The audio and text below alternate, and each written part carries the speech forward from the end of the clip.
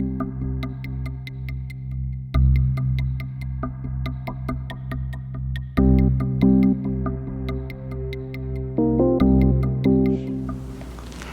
pessoal, bem-vindos ao nosso primeiro vídeo sobre composição e enquadramento de imagens. Nesse vídeo falaremos sobre composição, claramente. O que é a composição? A composição é uma forma de que você rearruma, você arranja os elementos da sua imagem, tanto ele o principal quanto os periféricos. Nessa composição, a teoria, as regras são muito importantes, mas não só. Você precisa ter criatividade. A forma que você rearranja os elementos na foto dão toda a diferença na forma que as pessoas vão interpretar a sua foto. Então, a partir de agora, veremos algumas dicas e regras que podemos usar para melhorar nossas fotos. Então, vamos falar sobre a primeira regra, a regra dos terços. É uma regra simples e fácil de ser aplicada. Consiste em dividir a imagem em 9 partes, com 2 linhas nas horizontais e 2 linhas na vertical. A interseção entre essas linhas são os pontos de interesse da imagem. Logo, se você colocar os elementos que você quer mais destacar nesses 4 pontos, num desses 4 pontos, é importante. Também a divisão da imagem em terços faz um equilíbrio da imagem. Vamos ver exemplos para ficar mais fácil o entendimento. Então vamos no primeiro exemplo de uma fotografia utilizando a regra dos terços. Aqui nós temos uma foto do Museu da Manhã, naquela estrela que tem na parte de trás do museu. E essa estrela é o elemento principal dessa minha imagem. Então ele está colocado exatamente na linha vertical, na segunda, porque essa aqui é a primeira. Né? E o cruzamento dessa segunda linha vertical com as 2 linhas horizontais, nós temos os pontos de interesse aqui, principais, está exatamente a estrela. Tá? Então, a regra dos terços, como o próprio nome diz, são terços, né? Nós temos o primeiro terço da imagem, o segundo e o terceiro. Né? E são 9 pedaços que são formados na imagem. 1, 2, 3, 4, 5, 6, 7, 8, 9. E se na vertical nós temos essa proporção, né? Porque a imagem está aqui na primeira, o elemento principal está nesta linha vertical, na horizontal também. Aqui embaixo nós temos exatamente a água ocupando 1/3 da imagem e o céu ocupa os outros 2/3, deixando essa imagem bem harmoniosa tanto em relação ao horizonte quanto em relação à parte vertical da imagem. Né? Então você vê que ficou bem destacado, ficou bem bacana a imagem. Vamos a um outro exemplo.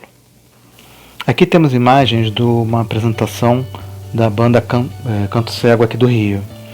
E aqui novamente a gente tem o elemento principal, que é o guitarrista da banda. Ele está na primeira linha vertical da imagem. E o cruzamento dessa primeira linha com a primeira linha horizontal está o rosto dele. Ou seja, é um ponto importante da imagem e nós temos exatamente o rosto, a expressão do artista. E próximo da segunda a gente tem exatamente a guitarra, a mão dele no toque da guitarra. E o resto, os outros 2/3 da imagem é um fundo preto, deixando o guitarrista em total destaque e novamente uma imagem bem harmoniosa. Vamos a mais um exemplo. Neste exemplo, o principal destaque que eu quero dar é sobre o horizonte. Quando nós temos uma foto de céu e mar, ou céu o céu com uma vegetação.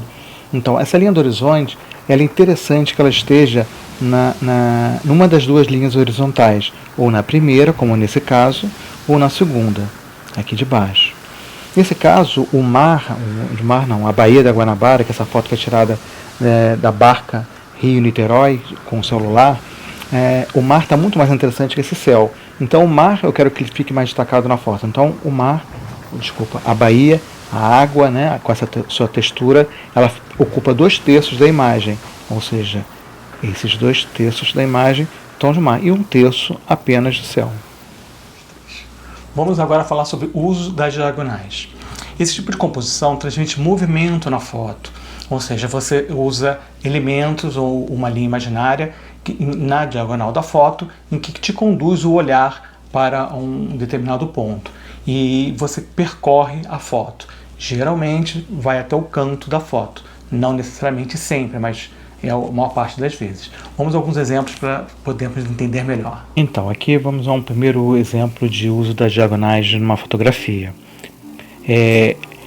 Essa foto te traz um movimento do olhar, porque você vê esses elementos aqui, fazem uma pequena diagonal, não é exatamente totalmente diagonal da imagem, mas é uma diagonal que chega até o canto. E o teu olhar vai vindo trazendo até chegar neste primeiro elemento.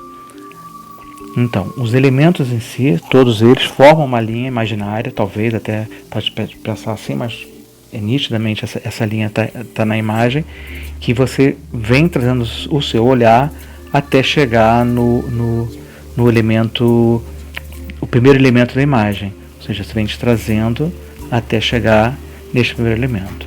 Vamos a um outro exemplo. Aqui são fotos da Companhia Urbana de Dança aqui do Rio de Janeiro, um ensaio deles. Essa imagem daqui, novamente, nós temos duas linhas principais que trazem até a imagem, mas você tem os elementos dentro, até um quadro dentro de um quadro que vamos falar mais lá na frente. Ou seja, temos essa linha e esta linha que conduzem a este elemento principal, mas ao mesmo tempo o teu olhar vem caminhando pelos outros personagens, né, que acompanham essas duas linhas da imagem, não é? Chegando ao elemento principal, que são esses dois personagens da imagem.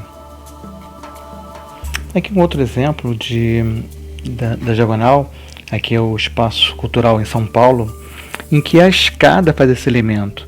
Ele vai trazendo você de baixo para cima, percorrendo ponta a ponta da imagem. Não é? Vamos ver aqui. Ou seja, ele vai fazendo, aqui não saiu, aqui ó, esse elemento. Então você percorre, você cria um movimento na imagem do seu olhar, olhando a imagem inteira em função dessa linha meio imaginária que nós temos na imagem.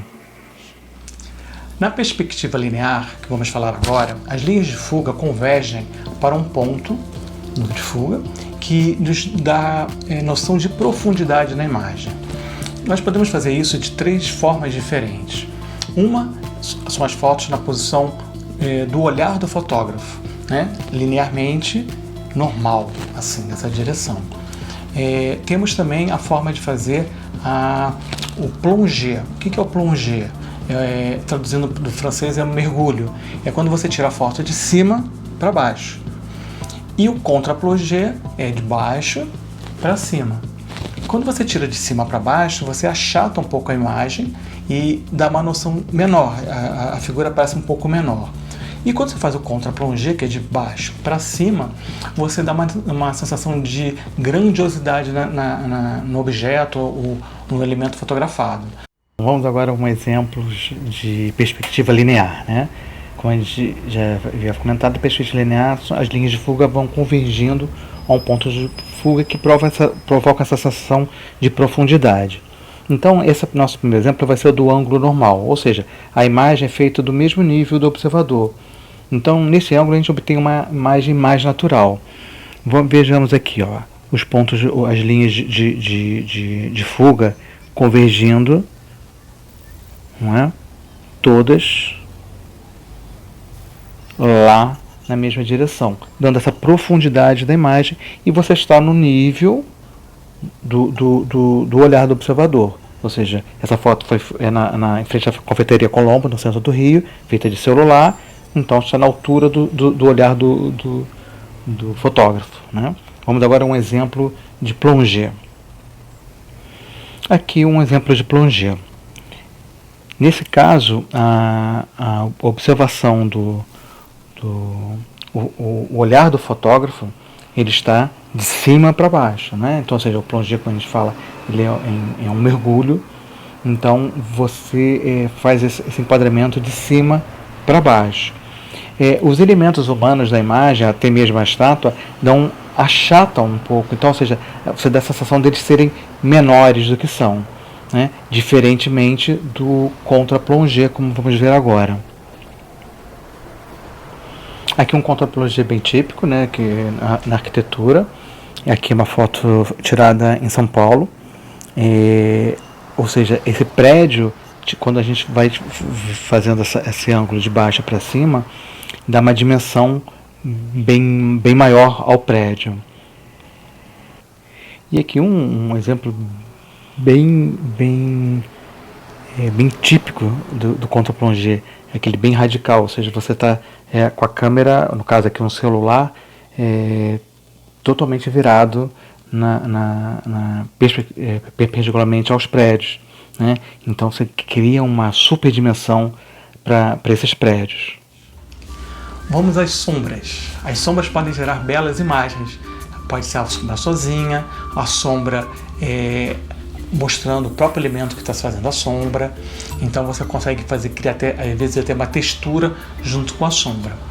Mas a sombra você pode também fazer ao formato de contraluz, para fazer uma silhueta. Muito utilizado, por exemplo, num pôr do sol, um perfil de um rosto e o pôr do sol caindo, você tem só a silhueta do rosto. Então é uma forma também bem interessante de compor a imagem. Então vamos a alguns exemplos de imagens em que poderíamos fazer com a sombra aparecendo o elemento que é sombreado ou não, e de que forma ela pode interagir com a imagem. Vamos aos exemplos. Essa imagem é interessante porque a sombra que é feita pela árvore, você não vê a árvore, né? Então a sombra compõe a imagem sem você ver o elemento que faz essa sombra. E ele dá aumenta a sensação da luz que estava nessa imagem, o sol que estava batendo forte nessa viela. Então a imagem cria uma textura bacana no asfalto, né? E compõe muito bem nessa imagem. Aqui nós estamos falando aqui de contraluz, ou seja, aquela luz que tem um fundo forte fazendo uma silhueta nas imagens. Nós temos aqui um elemento humano que conversa com a imagem do que está no veículo lá no fundo. Esse elemento humano aqui, né? Ou seja, você tem toda uma silhueta. Além disso, você tem sombras do próprio, como a silhueta dos andaimes. Então a imagem está sendo composta por várias silhuetas, sem ver exatamente a imagem, né? O rosto das pessoas. Em compensação, você tem uma luz forte com muito colorido no fundo. Então faz um contraponto bem interessante. Aqui mais um exemplo de contraluz, fazendo essa silhueta. É uma imagem bem clássica, né? Um pôr de sol fazendo o perfil de um elemento humano, né? Isso aí é um contraluz bem clássico, mas fica muito bonito. Lembrando que esse aqui também é utilizado a regra do terço, porque o personagem principal está num terço da foto. Vamos falar agora de quadros dentro de quadro. O que é isso? É quando nós dentro da própria imagem conseguimos elementos que formamos uma moldura. Pode ser uma moldura natural, né? Pode ser com elementos de natureza, elementos de concreto, um portal, né? Uma janela. Então você coloca um elemento que você quer destacar, ou o seu elemento principal da imagem, dentro dessa moldura naturalmente composta pelos elementos da foto. Vamos a alguns exemplos para entender. Aqui estamos vendo o primeiro exemplo de quadro dentro de quadro. Nessa imagem, que foi tirada em São Paulo, também com um celular, nós temos um grafite numa parede ao fundo, em que aparece um peixe, e esse peixe nós embotamos ele dentro de uma parte dessa janela que está na frente. Ou seja, este pedacinho aqui fez uma moldura para minha imagem que eu queria destacar aqui nessa foto. E nessa foto, por exemplo, não uso exatamente a regra do texto, a regra dos textos que nós vínhamos comentando, porque o elemento principal está bem no meio da imagem. Então, nem sempre as regras dos textos são verdadeiras para todas as fotos. Aqui também um exemplo da moldura. No caso, a moldura é feita através dessa vegetação e esse muro da imagem embaixo. E molduram esse pedaço de habitação daqui de cima. Então, ou seja, naturalmente criamos a moldura. Neste caso aqui ainda tem um tratamento depois para desfocar um pouco a parte que seria a moldura, para dar mais destaque nas construções no centro da imagem. Mas essa moldura foi feita naturalmente com alimentos que tinham na imagem. E voltando a uma imagem que já mostrada quando nós falamos de linhas diagonais, de uso das linhas diagonais, aqui também nós temos quadro dentro de quadro, porque essas divisórias do espelho podem funcionar como pequenos quadros e dentro dela temos alguns elementos da imagem, não é? Então aqui temos um quadro, aqui temos um outro quadro, aqui temos um outro quadro, aqui o outro e aqui o outro.